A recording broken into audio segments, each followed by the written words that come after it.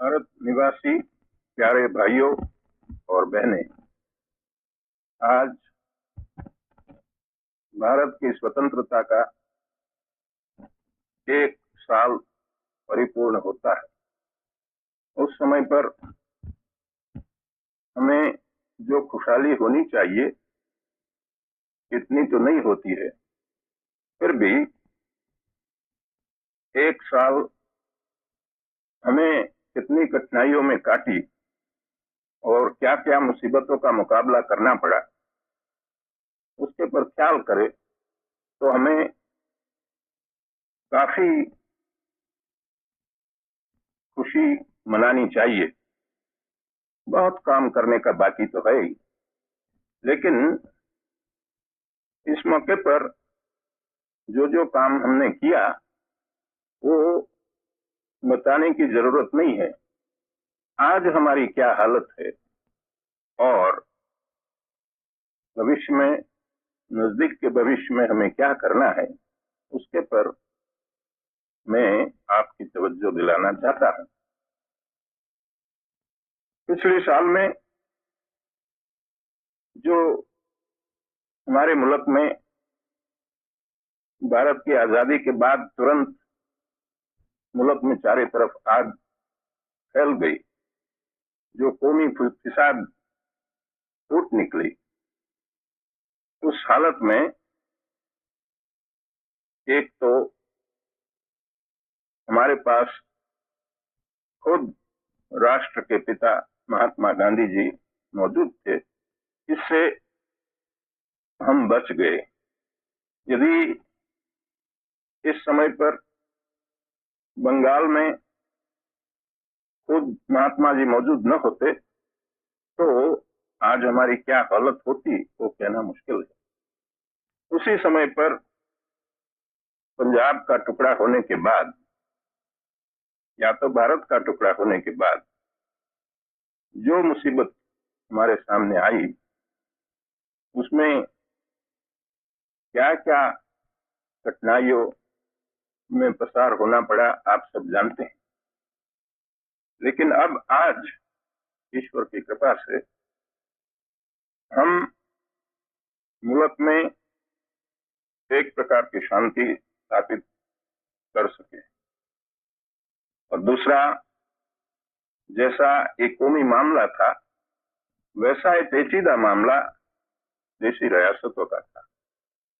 जब सार्वभौम सत्ता हिंदुस्तान में से अपना बिस्तरा लपेट के चली और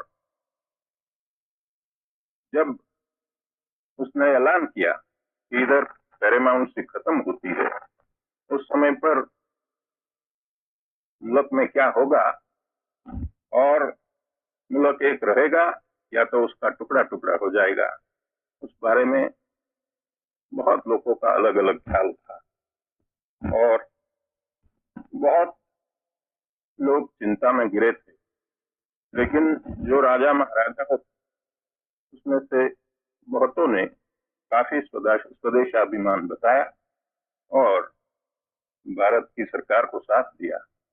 उसके लिए मैं आज इन लोगों को धन्यवाद देना चाहता हूं और मैं कहना चाहता हूं कि उनकी मदद से आज मुल्क में जो एकता हुई है वो सैकड़ों साल पहले कभी नहीं थी। इतनी एकता हमने बनाई है। तो हिंदुस्तान का टुकड़ा होते हुए भी भारत आज एक बहुत बड़ा मुल्क है और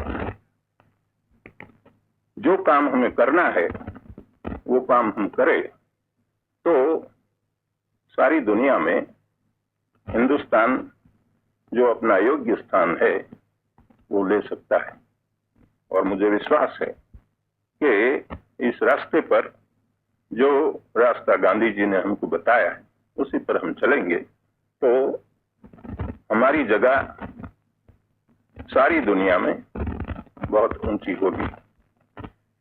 अब हमारा प्रथम कर्तव्य जो हिंदुस्तान में शांति रखने का या शांति स्थापित करने का था, वो ठीक तरह से हुआ है तो अभी परिपूर्ण नहीं हुआ है, ये हमें मानना पड़ेगा। क्योंकि अभी तो हिंदुस्तान के भीतर में एक तो कश्मीर में लड़ाई चलती है और दूसरा हिंदुस्तान की होजरी में हैदराबाद का एक बहुत बड़ा अवसर पड़ा है और वहां से कौमी जहर दिन प्रतिदिन उबल रहा है, फैल रहा है।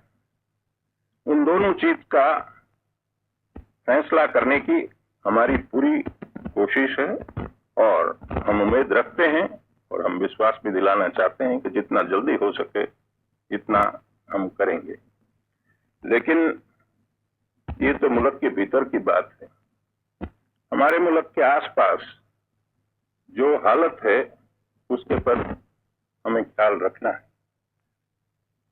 चाइना में एक समय पर ऐसी हम उम्मीद रखते थे कि चाइना सारा एशिया की आगेवानी लेगा, लेकिन वहां की जो भीतर की हालत है उससे मालूम पड़ता है कि वहां से हमको कोई उम्मीद नहीं और वहां बड़ा दुख है। और चाइना में जो आज हालत हो रही है, ऐसी हालत दुनिया में कोई मुल्क की नहीं है। अब उसके पास आप देखें मलाया, वहां भी फिसाद हो रही है, इंडो चाइना वहां भी फिसाद हो रही है, और देखे ब्रह्मदेश हमारे पास, हमारे साथ साथ उनको आजादी मिल गई, उसकी क्या हालत है, बड़ी चिंताजनक हालत है और हमारे पास लगोलग पड़ा है। और हम देखते हैं कि हमारे मुल्क में उसका चेप फैलने में देर न लगे, ऐसी हालत है। इसलिए हमें बड़ी सावधानता की जरूरत है। कई लोग कहते हैं कि आजाद हिंदुस्तान जितनी ही स्वतंत्रता लोगों को मिलनी चाहिए इतनी देने में झिझकते हैं और कुछ ऐसे कड़े कानून बनाते हैं जिसके वजह से आजादी पर खराब होती है। हमें कबूल करना पड़ता है कि ये बात कई दर्जे तक सही है। कल मैं इधर आया